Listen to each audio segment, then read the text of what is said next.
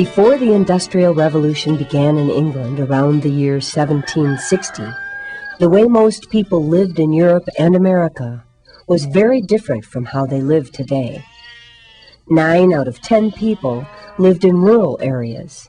There was a large, mostly poor lower class, a small, rich upper class, and not much of a middle class. Rural people raised most of their food on small farms, and they didn't have to leave home each day to work at their jobs. Back then, there were no electric lights, no movies, no telephones, no recorded music, and no cars.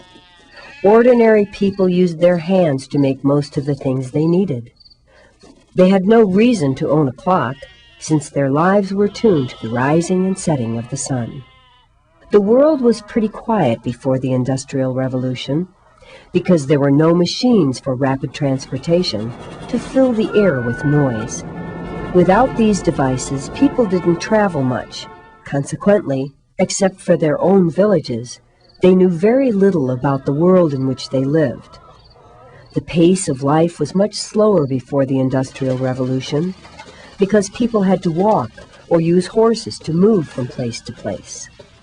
There was no public education, so few people could read and write, and due to poor nutrition and living conditions, they didn't live nearly as long as people do today.